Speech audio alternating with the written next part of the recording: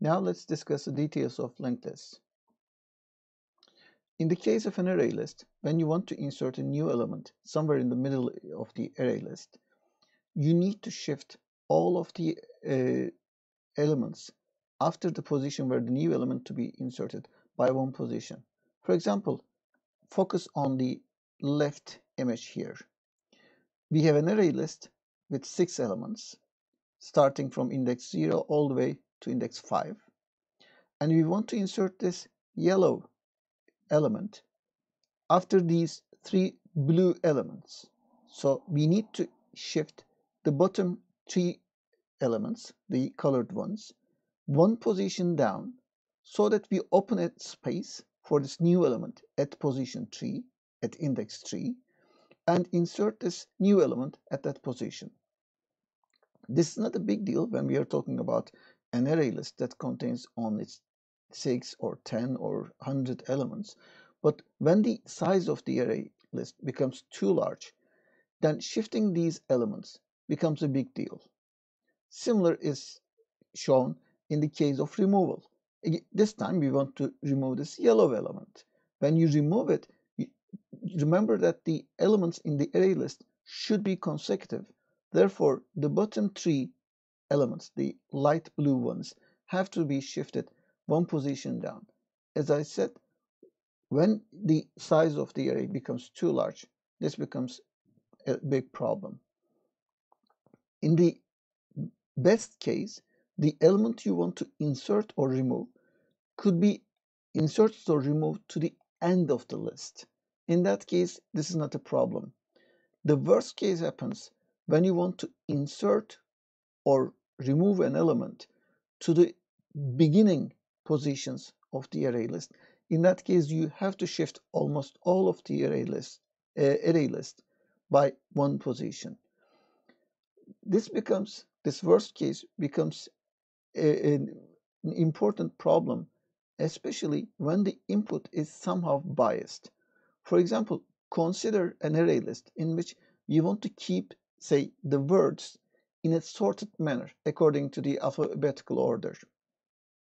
Now, if the input is somehow ordered in the reverse alphabetical order, the first element you're going to insert to the array list will be a word that starts typically with the letter Z. So that will go into index 0. Now, another one comes, say, that starts with Y. Since the input is biased in the reverse order, then we have to shift the element that starts with the one position down and insert the new one that starts with a Y at position 0. And this could repeat. And if we have too many words, and if these are almost all of the time ordered in the reverse of the order we want, then we will have to do these shifts over and over in each iteration. So really sometimes this becomes a huge problem. So the underlying problem is that in the case of an array list, the elements are too tightly attached to each other because they're in the form of an array. They are side by side. Like if you look at the top row here, the elements in this array list are next to each other. We have 32. After the byte where the value of 32 is stored ends, the next byte is the first byte of 17. Again, the last byte of 17 is next to the first byte of 5. There is no space in between. So when you want to insert or remove an element, this requires a lot of shifting. Here, the idea is, what if I detach these elements, as we do in the bottom row, detach them so that they don't need to be side by side. Once I can detach them, I can also move them around. Like I can take 17 from here, and rather than putting 17 here, I can put 17 here, and maybe put 5 here. 24 here. So the elements do not have to be side by side in memory. If we can do this, then it's not important anymore where the elements are, as long as I know where they are. But they don't have to be side by side. Now, if I want to insert an element in the middle, since the position of the elements is not important, I can just insert my new element. Say I want to insert 8 between 17 and 5. I can put 8 here, no problem. So this is the basic idea we have to go with the concept of linked list. Sorry. So in the case of a linked list, what we have is we have the elements pointing to each other. Like in here, we have the element A and element B. The only thing I need to know is A should tell me where to find B. And we will show here at the moment with an arrow. Well, how we implement that arrow, we'll come to that in a few slides. But the important thing is, if I come to A, and A tells me where the next element is, and that next element tells me where the next one is, and the next one, I can start from the head or front of this list, and one by one go to the next element. If I want, I can also have links in the reverse direction. Okay. Now, these backlinks or reverse links work only when you want to go in the reverse direction, from the back to the front.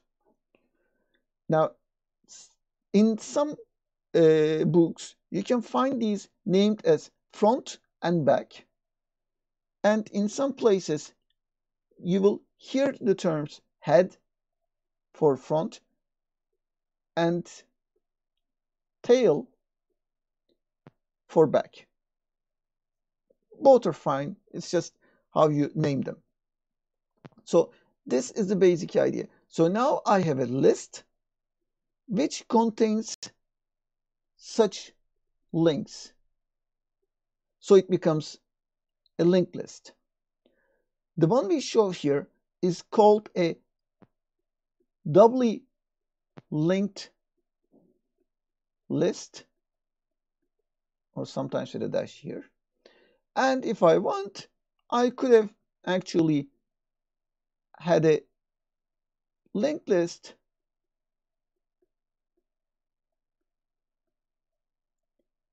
that has only, sorry, the last one was incorrect. Let me correct it.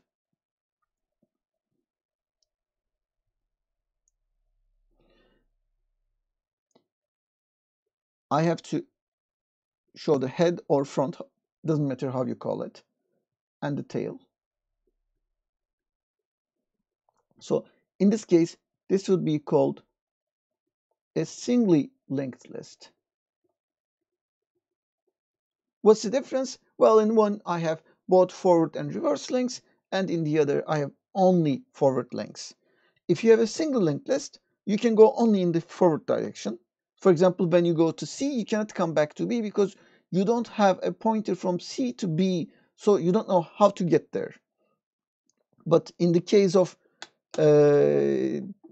double linked list, even if you're in C, you have a reverse link showing B, so you can go there. So it really depends on what you want to do. So let me erase all these annotations and we can continue with the following slide. Okay. So in general terms, a list is again an ordered sequence because with the links, actually, we're defining the order. And this order will be again enumerated just as in the case of arrays and array lists. with an index starting from 0, we should always have a head that shows the beginning, because at any point I might be somewhere inside the list. So I should always have something pointing to the head of the list. I may or may not have a pointer to the tail. There are different implementations. You can also survive without the tail, but in that case you should know the number of elements. Doesn't matter. For the sake of simplicity, we will be assuming that we have also the tail pointer. The figure you have here at the top is a single linked list, because you have a field to store the value and another field to store the reference to the next element, or a pointer to the next element, which is actually the link. In this one, we have a double linked list, because in each element, like look at B, I have a forward link on the right and a backward link on the left. Okay, so this is the field that contains the pointer or the reference to the element before, and this is the field that contains the reference to the next element, and this is the field that contains the value. You can either have a single linked list, double linked list, or you can even have circular links. By the way, what you see over here is the sign we used to show the null pointer, because the head element, the first element in the list, does not have a predecessor, an element that comes before. And similar for the last element does not have a following element. Therefore, these two pointers, the back link of the first element and the forward link of the last element, will be null or nil. But it is also possible to have, for example, circular links, in which case, for example, Z now points back to the first element, so that you just make a turn and come back to the first element. Here you should be careful. You should still have, it's not shown here, but you should still have a head pointer.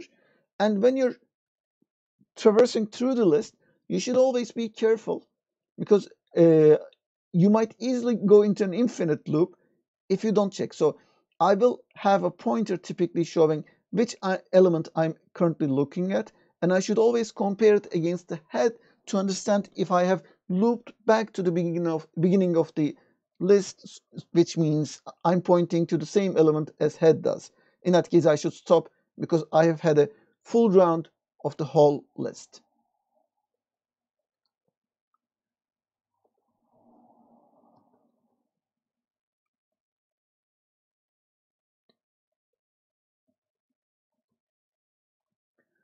How do we implement lists? Well, there are a couple of implementations. One is a static implementation. This is simple, again, an array-based implementation. This is not normally used, but let me very briefly explain how you can do it. What we have in the top row is the regular array. Now, if you want to implement a linked list using an array as in the background, just as we did with the array list, what I can do is, for each element, actually I use two elements from the array. One contains the value, and the other contains the index of the next element. I should also have, it's not shown here, but again, I should have a pointer to the head. Okay. So let me just erase these. If head points to O1, now this is actually the record for the for each element. So each element is actually composed of two array elements. So head points to this one. So the first element is O1, and what I have in here is the index of this element, which contains O2 followed by its next element, which is the index of this element. There I have O3, and next to that I have the index of the next element, which is here, O4. There I have the index of the next element, which takes me here, O5. And this one typically contains the null value. So I stop. When I see null, I don't try to go there. If you try to follow this null link, you will try to access to a null pointer that would cause an error. That's why when we reach null, we stop. Now this is the top row was for the array. This one is for single linked list, and this one is for double linked list. Just the same idea. This time, instead of two, in the case of single linked list, we had two elements of the array used for a single element of the linked list. Now we use groups of three.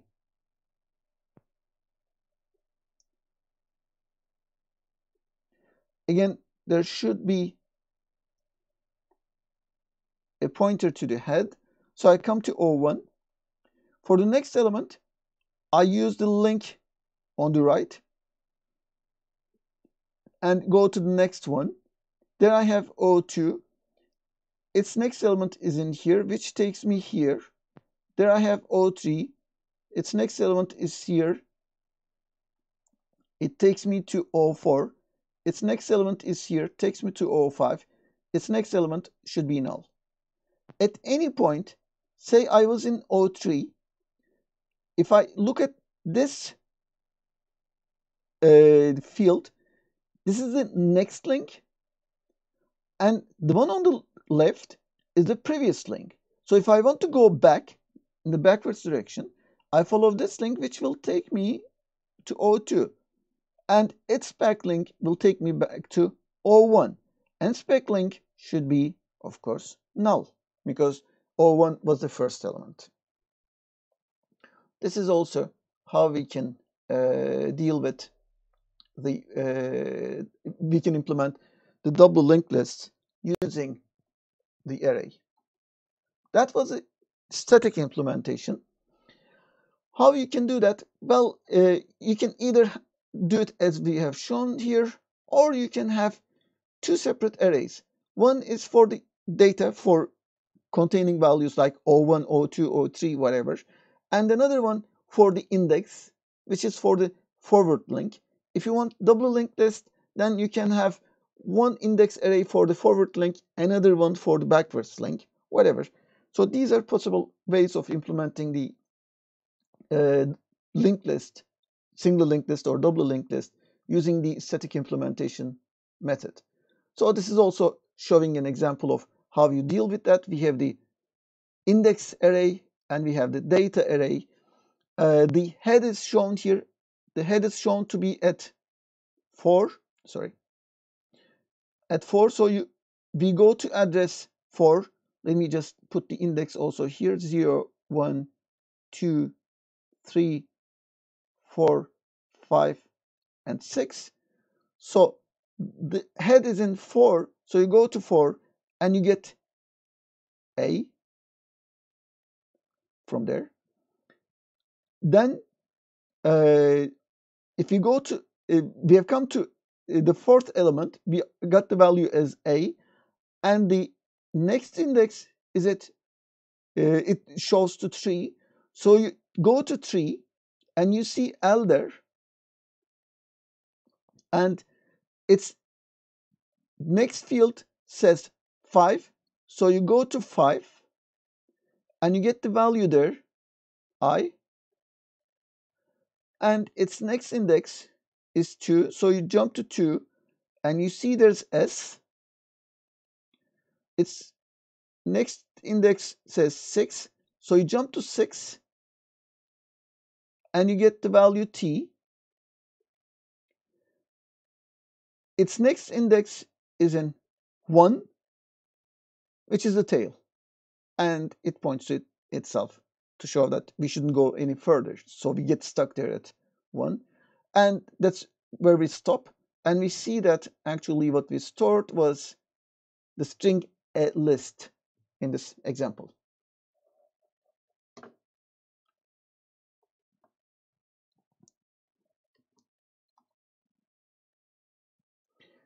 Those were the static implementation, and to be honest, they are not being used. The implementation that's being used is a dynamic implementation. Of course, there are various different ways of also doing the dynamic implementation. Here we show the basic definition, the abstract data type definition for the dynamic implementation. So we first define a class. Okay, let's call it node, because each element here in such a list is typically called a node. So I'm defining a class for each one, for each element. So I will have a field named item to store the value. Well, I could have defined it as string or character or integer or double or student or course, whatever I want. Or let me try to make it more general. So I will just say private, I will just say object so that I can put anything there. And I also need a pointer to the next item. So I will call that field next. So one of the fields is called item and the other field is called next. So in other words, this is the item field and this is the next field. This is the item field, next. Item, next. Yeah, one question. What should be, we said the type of the item should be object. How about the type of the next field? What does next refer to? What does next point to? Next points to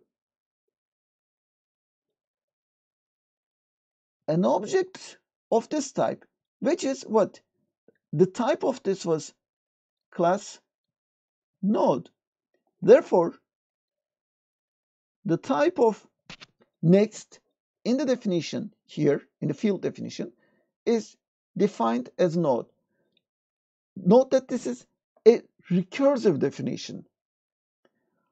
Public class node has a field of type node. It has a field of its own type. So this is what we call a recursive definition of the objects. So with this definition, we can implement most of our algorithms like insertion, deletion, whatever. So what are the characteristics of a list? Now, first of all, we should be able to insert and delete nodes in any order we wish. It doesn't have to be in a sequential order. The nodes are somehow connected through these links, and each node has two components. One is the field, that's the item, data, however you call it, information, whatever you want to call it. And you should also have a link to the next node. In the case of a double linked list, you should also have another link, this time to the previous node. And the nodes are accessed through these links in between, as we have seen. So for the terminology, we said the first node in the list could be, of course, called a first node, or you could call it front, or another name is head. Typically, I prefer the term head, but the others are also fine. And for the last one, we called either the last node, the end, or I will mostly call it tail. We're talking at any point in time, we will be focusing on one of the nodes in this list. So that will be called the current node. And sometimes the list, especially in the beginning, the list would be empty. So that's also called an empty list. So it's a list that has no nodes yet. We should provide some basic operations, like we should be able to, first of all, create an empty list. We should be able to destroy a list. You could be destroying a list after it has become empty, or you could be destroying it with the elements in it because you don't need them anymore. You don't want to delete them one by one, just destroy the whole stuff. You should be able to expand and shrink the list, which means actually insert elements so the list expands, or remove elements so the list shrinks. You should have read and write operations. That means you should be able to query, learn the contents of some specific element in the list.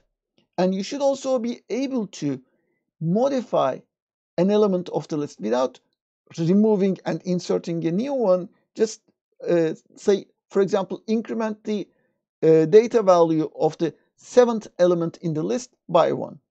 You don't want to remove the 7th element and insert a new 7th element there now.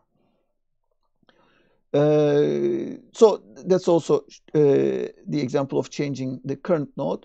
You should be able to learn what the number or the index of the current element you're looking at the moment, because during your programs you will have to go back and forth in the list. So at any point you might get lost, you might forget the index. So there should be a mechanism for asking the index of the current node, and also you should have a mechanism for reporting the status of the list, like is the list empty or not. So for the abstract data type representation, we will use L to represent the list, E to represent an element or the current node value, and B for the Boolean values, true or false. So using these, I can, for example, in an abstract manner, define how insert should be done. You should be able to insert into a list L the value, the element E. You should be able to delete the current node in the list L. You should be able to learn or read the value of the current element using some method or primitive. So how do you insert elements into a list? Here we have the example for the double linked list. For the case of single linked list, it's similar, even simpler. So let's look at the more complex form. For the moment, just look at the figure here in 2, except for this new element x. Okay, assume that we had a list with the elements A, B, C, D, E in this order. A is the first one, E is the last one. And we want to insert a new element x. And assume we want to insert this new element to the beginning of the queue, to the head of the queue. In that case, first we create a new node of type. Remember, we had the class definition here. Sorry. Yep. We had the class definition here for node. So we first create an object of this node type, and into the data field or the item field, however you call it, you put the value x. So you get a node like this. Then you set the forward and backward links as follows. Since x will become, we want to get something like this, x should be pointing to the former head value. So the next field of x should become what? Not A, because I don't know whether it is A or B or B, C, whatever, but it should be front, because front points to the first one, right? So what I've done with this statement is I have implemented the initialization of this link. Now, I should also implement this reverse link, but note that this reverse link does not belong to X, it belongs to A, okay, which is pointed to by front. So I can say front. Let's assume we have named the reverse link as prev, standing for previous, becomes what? X, or the new value. If you want, let's just rename it let's name this new, and similar here. So I have a new field pointing here. Okay. So with the second statement, I have implemented this. And I should not forget to change front, because A is not the first element in the list anymore. A is, X is a new element. So I should say the new front or the head is new. Okay. So actually it's not visible here, but new also points here, but I don't care about this. I don't need it anymore. I needed new temporarily to do these settings, but I don't need it anymore. Note that I've done this, but actually don't forget, X also has some reverse or previous link. So I should have said, since X is now the new head, the previous link of new, should be null. Don't forget to also set this.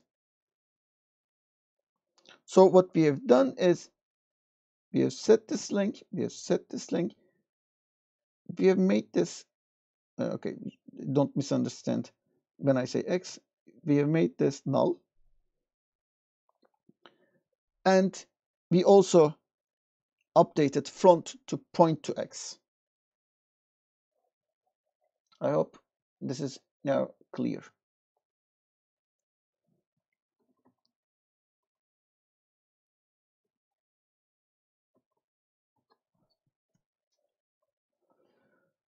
So this is mainly explaining that. Here we define a node, a new variable, new node of type node, and construct it with the value item, whatever item value we want to set. We set its next field to the current value. Now, in this case, we're trying to insert somewhere in the middle. So I want to insert the new node here. So the new node's next field will be current, because I want to insert the new node in here. So its next field should point to what current points to. So here. And the previous one's next field should point to new node. So it was pointing here, we make it point here. But now in this field, you cannot have two pointers, so this is lost. In other words, when you execute this statement, this link will be lost. It will be replaced with this one. So what happened now is the following. Let me change the color of my pen so that it becomes more tractable.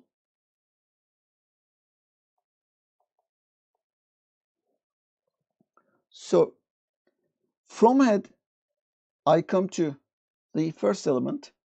From the first element, I go to the second element. From the second one, now I follow this link. I go to new node, get this value here, and let me erase this arrow. It's just it was just showing where I want to insert it. And from here, I follow this one to come here, and then here, and finally this will be null, so I will stop. Okay. So this is a more generic insertion. This is the insertion into the middle of the array, into the middle of the linked list. Sorry. Insertion now at the head is, as we can see, it's a special case of this one. There are actually other special cases. For example, what if the list was empty? Can you imagine what we should do if the list is empty? Now note that in an empty list, the head or the first node points where? It should be null because I don't have any nodes in the list. Similar is true for tail. When you want to insert a new node, you create a new node. In the data field, you write whatever you want. Let's say you put the value D as a data. You should make head not null anymore, but now head should point here. Tail also should not be null anymore. Tail should also point here. And what else? What's the next field of the element? Note that this is now the one and only element in this list. Since there are no other nodes, the next field should be null. Okay, this is the case for a single linked list. For a double linked list, it would be different. How about inserting an element to the end of the list? Assume that I have a list like this.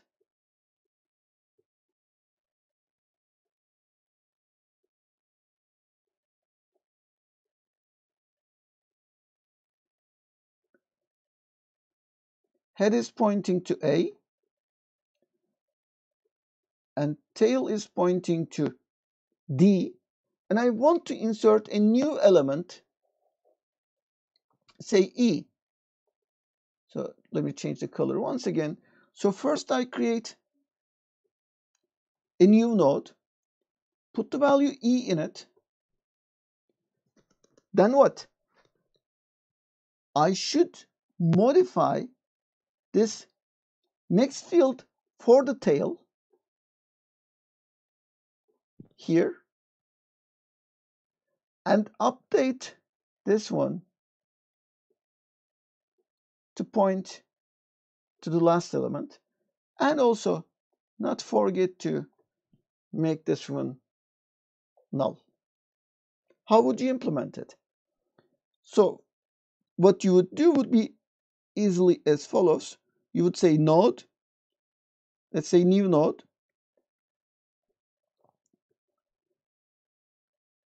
new node.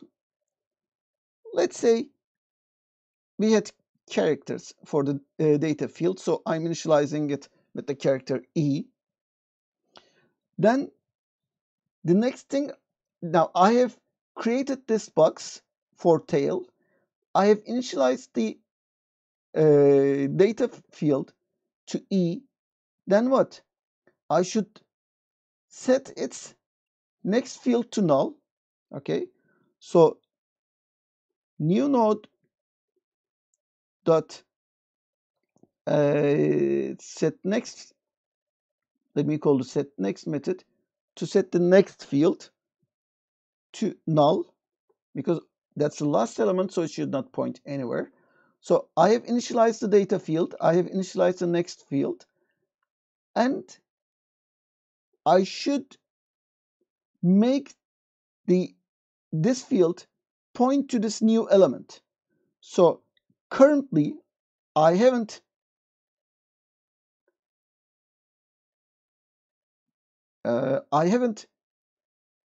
set tail here. So tail was, remember, I just erased it by mistake, but tail was pointing to D.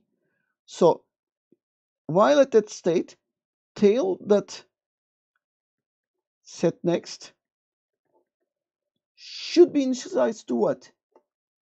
Remember, this was new node, because that's how we initialized its value to E.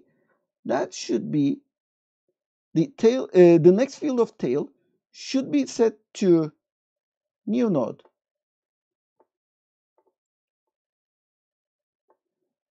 This will do this operation. It will set the next field of the current tail to the new element. And then finally, we say tail becomes new node. So it's not pointing here anymore. Tail points here. Well, new node also points there, but anyways, I don't need new node anymore. So yeah, it will be there, but I don't even look at that. So just to simplify the figure, I erase it. Of course, you're not erasing anything, but it will set it this way. So let me clean up all the notation. Okay.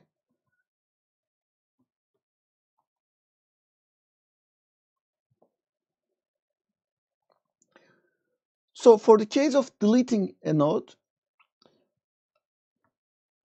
it's just like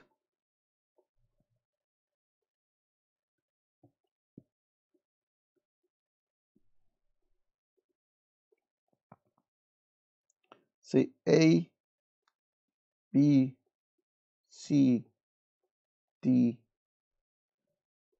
This is a null pointer. This is the head. This is the tail. And assume that I want to delete the element with the content C. I want to delete this one. So assume there is a pointer P that points to the element that is to be deleted. How do I achieve this? I should have first of all, we will not go into too much details of that. Think about it as an exercise for you.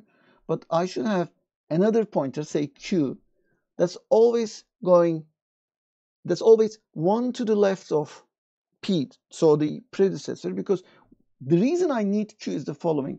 I have to modify this link. I have to make it point here. And to be able to do that, I should be able to talk about the element that contains B. Therefore, I need something that refers to the second element in the linked list.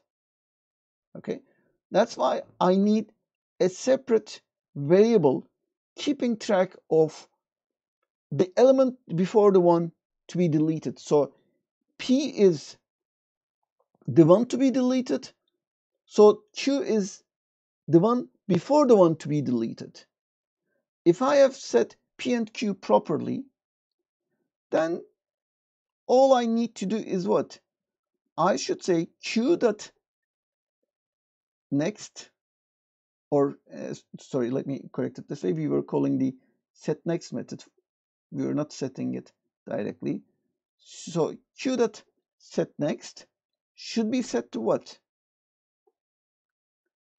It should be set to P dot next. Or since next field was defined as private, I should be using the getter method for that, get next. So when I do this, this statement will achieve this. Okay. Then when I visit the list starting from head, I will first see A, then B. After B, I skip over C and go to D, and that's the end. That's the tail. And that's where we stop. So we don't see the element that contains C anymore because it has been deleted.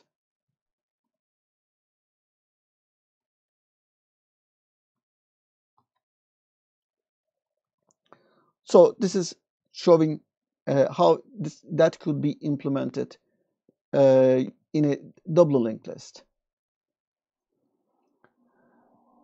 So to add or remove the elements, we should always be modifying these links. Note that you should never ever memorize how you insert or delete elements into a linked list, because you'll always get confused about how things were set. Always the way to implement it is just draw a sample, an example, okay, and say I want to remove this. So this is what I want to achieve. This is before the removal. This is the case of the list before the removal. This is the case of the list after the removal. and then you can just easily write the sequence of statements that will achieve that. Note that it's actually quite simple once you understand it. So never ever memorize the list of statements. So when you're adding or removing or getting a value at a given index, you should go through the list one by one. Now, this is the problem actually with the linked lists. In the case of a linked list, you always start from the front or head, and you have to visit the elements one by one. In other words, if you look at, for example, the linked list at the top, if I ask you the content of the fifth element, you have to start from the front and visit 5 elements. The fifth element you visit, you get the data field and tell me the result. Now, this requires 5 visits. So, if you're talking about a very long list, then this becomes a performance issue. If, for example, we're talking about 1000 element list, then we have to visit 999 elements before we come to the element we want. If we need to go back and forth in the linked list, it becomes even worse because we will have to go back and forth multiple hops, especially if the elements we are interested in are not in some neighborhood. They're not close to each other in terms of index. You have to jump from here to there, so you do so many jumps, and each jump requires many unnecessary next operations. So this significantly affects the performance of the linked list. So the basic idea here is there is no one size fits all solution. Okay, you should understand how the linked list works, how the array list works, how the array works. You should know their pros and cons for each one. So since the linked list has been the last topic we've been studying up to now, it doesn't mean it's the best one. For some cases, linked list will be the best. For some cases, array list will be better, or simply even array will be better. Very briefly, I can say this. A linked list solution is good when you want to insert or remove elements, when you do insertions and removals at random positions in that sequence very often. Because insertion and deletion in the case of a linked list is simple. You just execute a couple of statements, something like 4 or 5 statements to update the links, and that's it. So if you have a collection of values where you're doing a lot of insertions and deletions in a random fashion, linked list is a good idea. If you need to increase the size, increase or decrease the size of your data structure, but insertions and deletions are typically always happening at the back end of the list, then an array list might be a good solution, especially if you're rarely updating the list, but mostly reading from the list. In that case, an array list is a better solution than a linked list. For example, consider again the student registration system. The students register only in the beginning of the semester. We don't have much add drop operations during the semester after the add drop period is over. But throughout the semester, the professors have to go to the student records for many reasons, for attendance, for entering the exam grades, homework grades, project grades, whatever. So most of the time, we read from the list of the students, and rarely we are inserting new elements into the list of students in the class. Then I don't need a linked list in this case. Okay? If the size is completely known from the beginning, for example, consider the lab registrations. Well, in the lab, I have some fixed number of computers, and I cannot have more students than the computers. The number of computers in my lab is fixed. In our case, it's 88 computers in the lab. So since I have 88 computers in the lab, and I know it will not increase or decrease, I can define an array of 88 elements because the number of students cannot exceed 88, and in general, the lab is mostly full.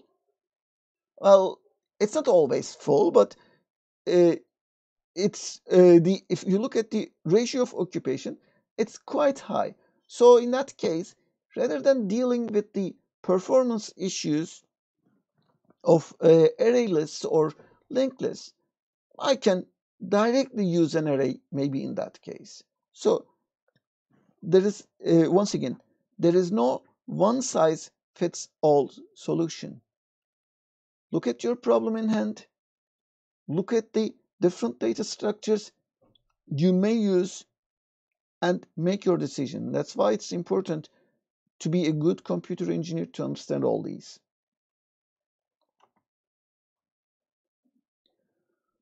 So let's look at a single linked list implementation. So let's open this project. Okay, here it is.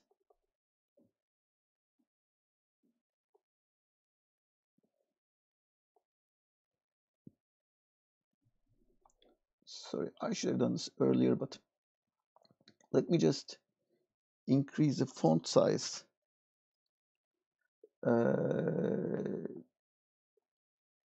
so that you can see it easier in the video.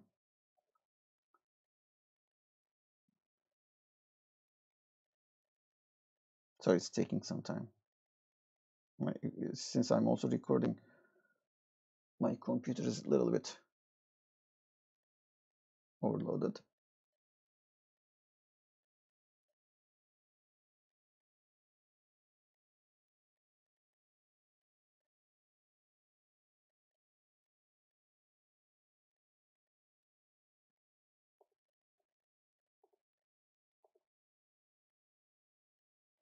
I hope it's more readable now. So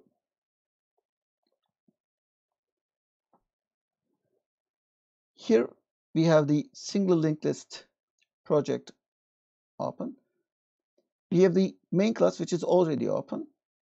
And we also have the my linked list Java implementation. Let me also open that for you. So in the my linked list Java code, we have the public class for my linked list Java, but we also have here another class definition, which is for the node. It contains one field for value and another one for next, which means it's a single linked list. And this is the constructor. Note that I have a constructor with a parameter, which means I have disabled the use of the default constructor. In other words, you cannot create a node without specifying its value. Whatever you pass, I put that value in the value field, and initially I set the next field to null. So you construct your node this way, but don't forget to fix the next field.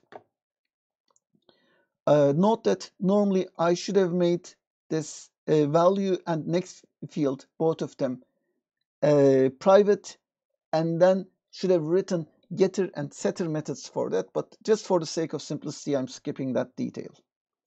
So in the my linked list file, we have the add method. The add method is adding a new node into the array. But note that in our case, it's adding to the end of the list. We have the insert method, which actually inserts at any position you want, so you give the index. We have also the toString method, which just prints. Note that the insert method is a more general case than the add method. In other words, rather than the add method, or in the add method, I could have simply called the insert method by saying add to the position after the last element of the list. That was also possible, but for the moment, I'm skipping that. So let's very fast look at the add method. So we create a new node. Whatever has been passed to the add method, we pass it to the constructor. So a new node is created with this value. Check the head. If the head is null, when would head become null? Head would be null only in the very beginning, when the whole list is empty. So in that case, this new node would be the first and the last element in the list. Actually, it would be the only element. So both the head and the tail become the new node. I should have set also the next field of this new node to null, but remember, in the constructor for node was already doing that, so I don't need to deal with that detail. So for the case of the list being empty, this is a simple solution. Otherwise, if the list is not empty, let me define a variable named current, which will point to the current element in the list and initialize it to head so that I start with the first element in the list and go one by one. So let me open up notations once again here. So it would be like, for example, if I had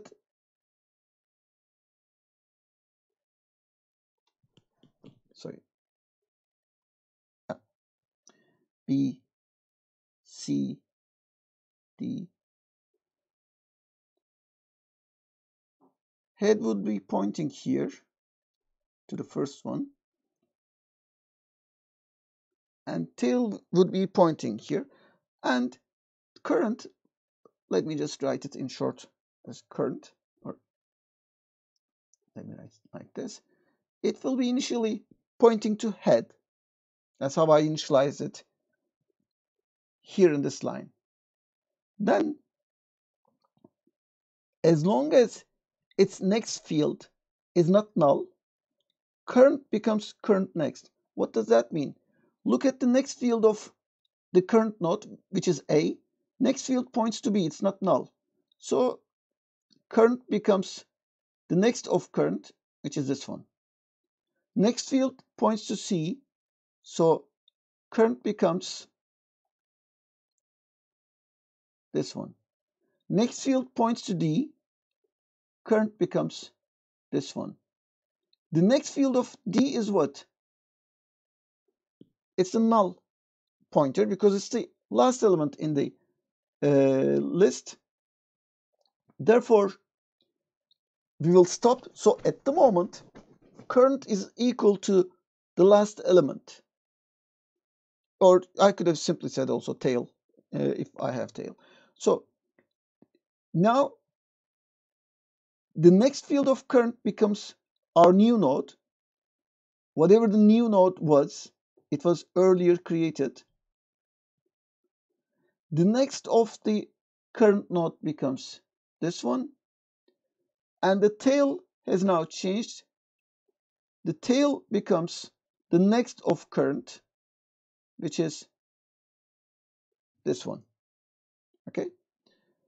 And I get out of this method. When I get out of this add method, current was, remember, a local variable, so that's lost. New node is also gone. So we're left with this. Of course, this has a value, say E in it, whatever it is. So this way, we can insert an element to the tail. So coming back here, sorry, let me go back to the pointer. For the case of insertion, we want to insert into a specific index. So again, whatever the parameter to be inserted was, I create a node with that value here. Again, I have the temporary current variable, which is initialized to head in the beginning. And I also have a counter initialized to 0. If index is 0, that means I need to insert to the head. Now, that's a special case to be handled. See, what are our special cases? I should be inserting to the head. I could be inserting to the head. I could be inserting to the tail. I could be inserting somewhere in the middle. These are the three possible cases. So if index is 0, that means I want to insert to the head. I set the next field equal to head.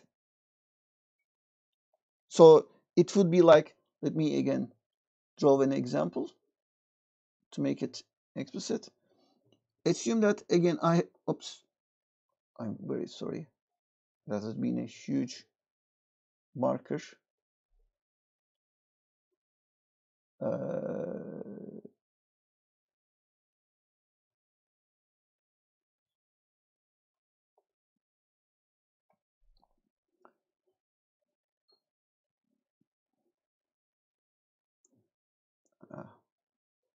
Very sorry for the delay. Here we go. So I have A, B, C. Let's say this is enough. And this was the head. Now I want to insert a new value. So the new node is created. Let's say it contains X. Okay. So if I want to insert it to index 0, which means I want X to become the head. So what I do is I make its next node equal to head. Head is pointing currently to A. So make X point to A. And then head points to new node. So erase this link and make it point here. If the next field of head is null, that means it was the only element. So make tail equal to also null. Sorry, tail equal to head also here in line 43. And we're done for the case where index is equal to 0. If not, then we should be looking at the rest of the code. Let me erase the markers first of all. And come here. Now, if index was equal to 0, at the end I would hit return here. So I would not be here.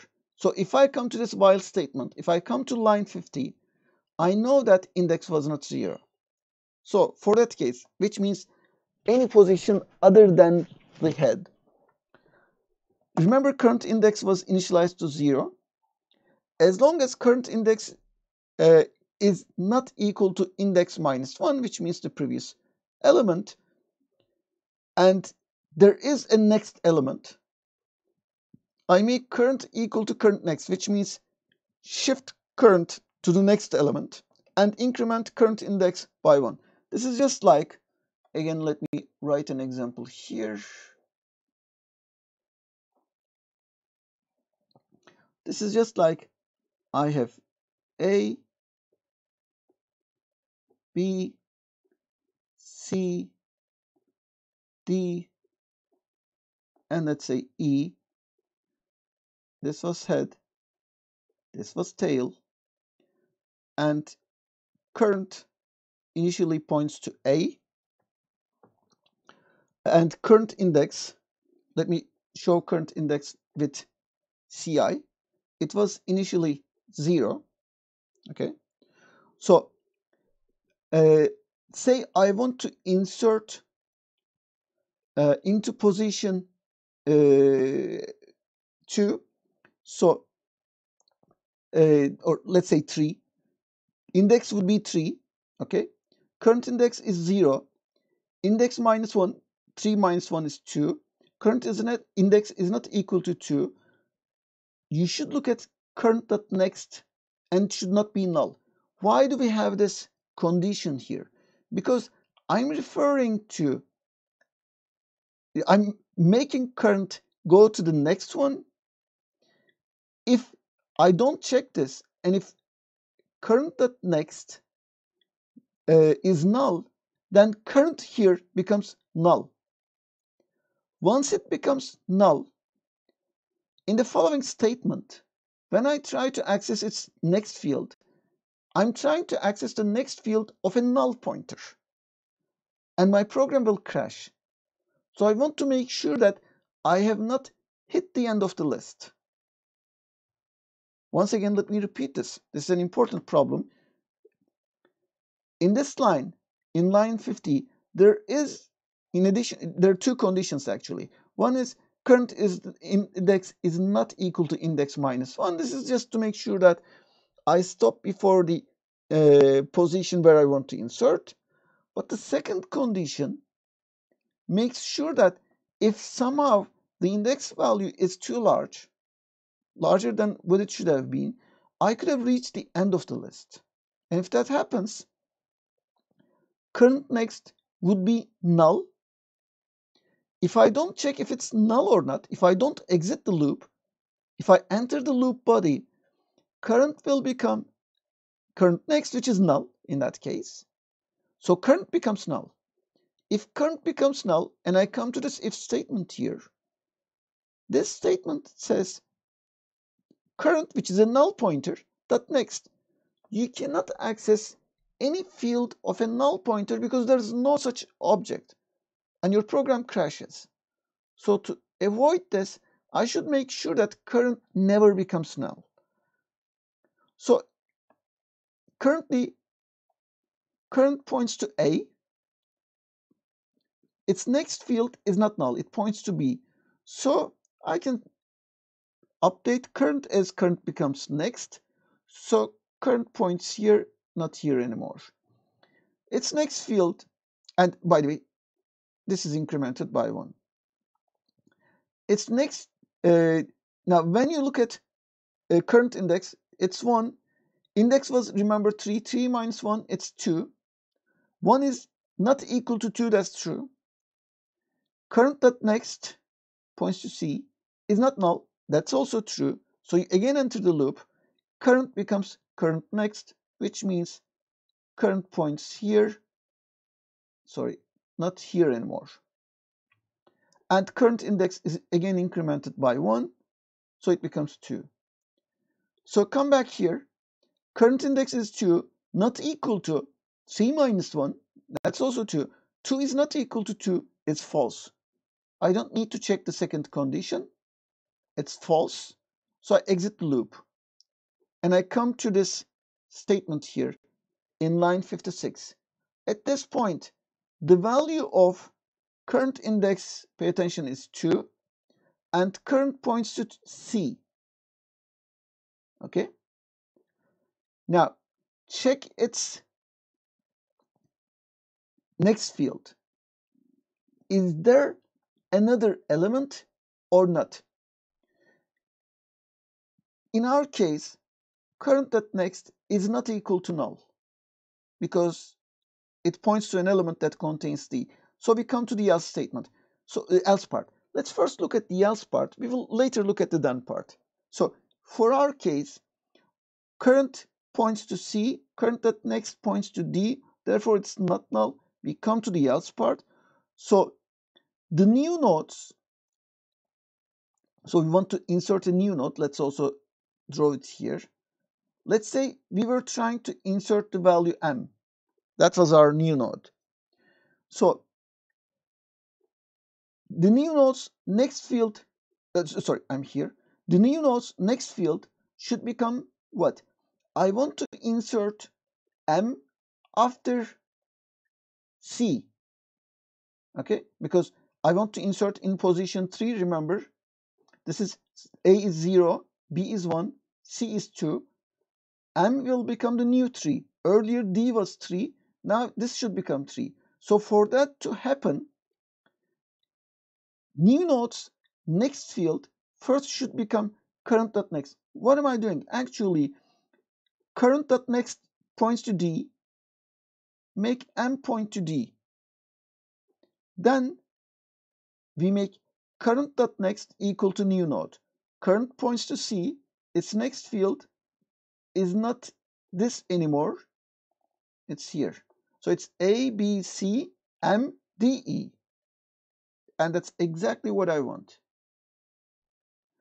Now, let me go back to the beginning of the else statement. Remember how it was. Remember it was like this. Now assume that I switch the orders of these two statements. In other words, I first say current.next becomes new node, and then new node.next becomes current.next. If you do that mistake, if you just switch the order of these two statements, you would first execute current.next becomes new node. So current is this one, its next field is, it was pointing to D, but you make it point to new node. So C would point here, not here anymore. That's good. But then new node's next field, the arrow going out of M, should become current.next. Current is C, its next is M. What does M point to? M's next field, outgoing link, points to itself. So now I have A, B, C, M, M, M, M, M. I'm stuck in M. I cannot go to D and E. D and E become disconnected from my list. And also, I cannot get out of this here. I never reach the tail, I get stuck here. So that would be a huge mistake. Okay, so be careful. So the order of changing these links is very important. You should be very careful with that. So what I did in here, let me show that with the red color. What I did in here in changing the order of the statements was a big mistake. Okay, I shouldn't do that. That's what I understand. Okay. Now let's go back to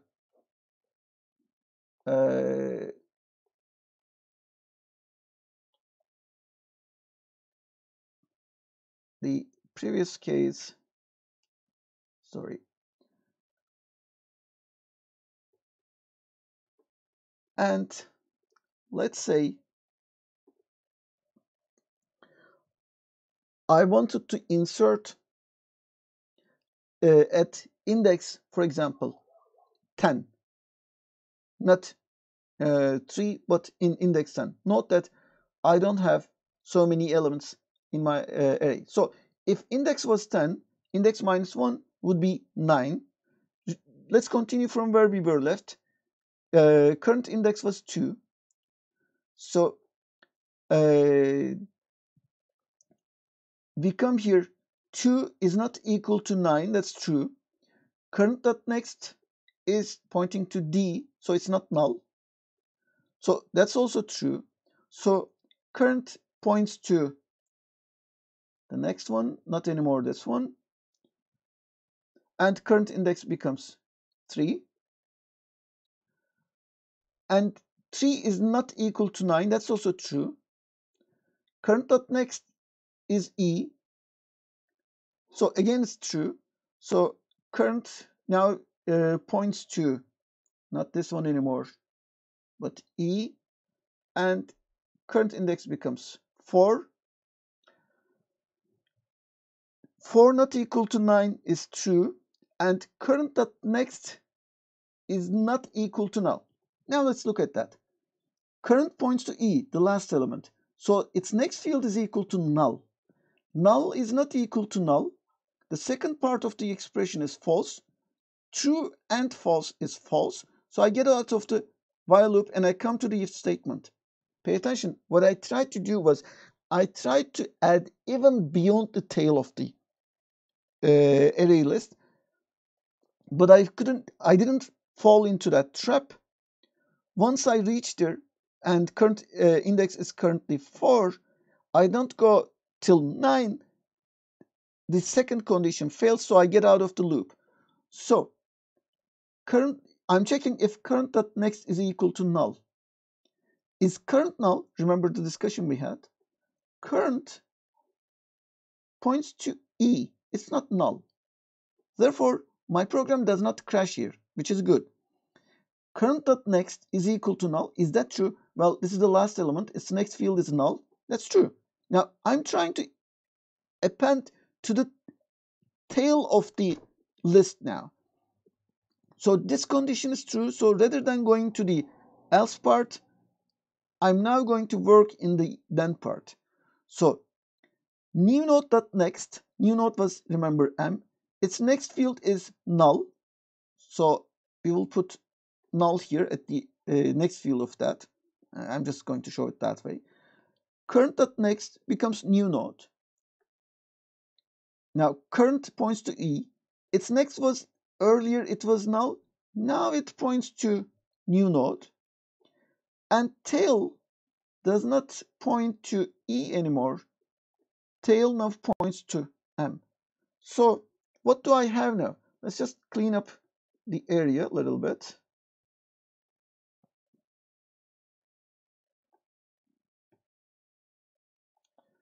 Oops, sorry.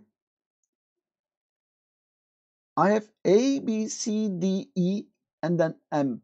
And head points to A, tail points to M. Everything is correct. Okay? And that's what this my linked list Java does. And in the toString method, there's nothing much interesting there.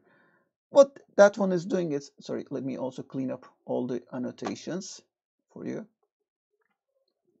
What it does is it starts from the head and one by one it's visiting each node and just displaying the value, comma, displaying the value followed by a comma and then a blank, continuing this way, and at the end it's closing the bracket. That's it.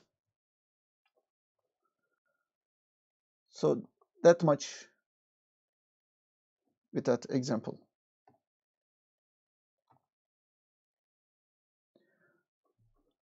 So this will be adding, we're defining here. Now, forget about the example we had. We're looking at linked lists in general again.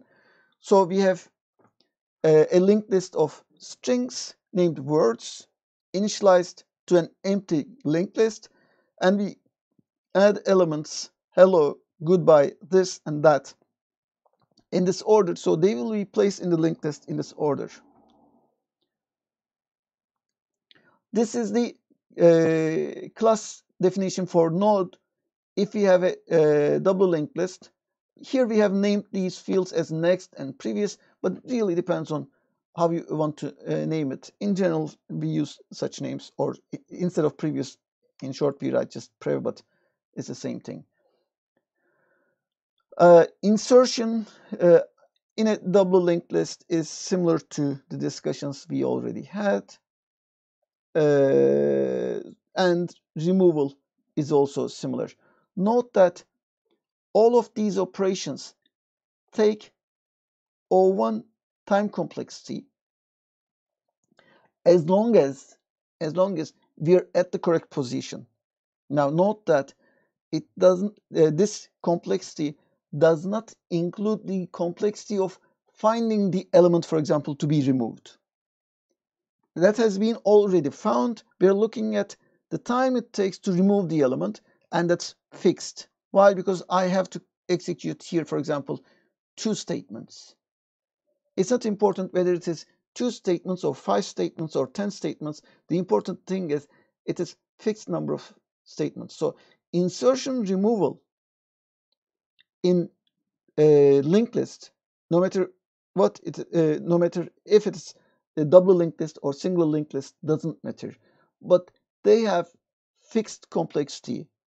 As long as, I'm repeating, as long as you're already at the position where you want to do insertion or deletion, because you have to execute a couple of statements, fixed number of statements, just to update the links, because you have to update the next link, previous link of couple of nodes, and maybe in some cases also need to update head or tail pointers. That's it. Nothing more. You don't need to do shifting, and the complexity of these operations does not depend on the index.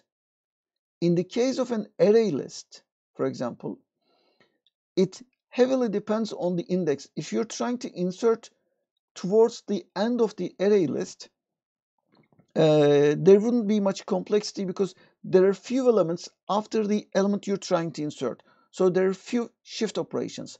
But if you were unlucky and you were trying to insert an element towards the head of an array list, to the beginning of the array list, and if it's a huge array list, there are so many elements you have to shift. So the performance depends on to which position you're inserting in the case of an array list. In the case of a linked list, it doesn't matter whether you're trying to insert to the beginning or the end or the middle. It's always a fixed cost. So that's the beauty of using linked lists.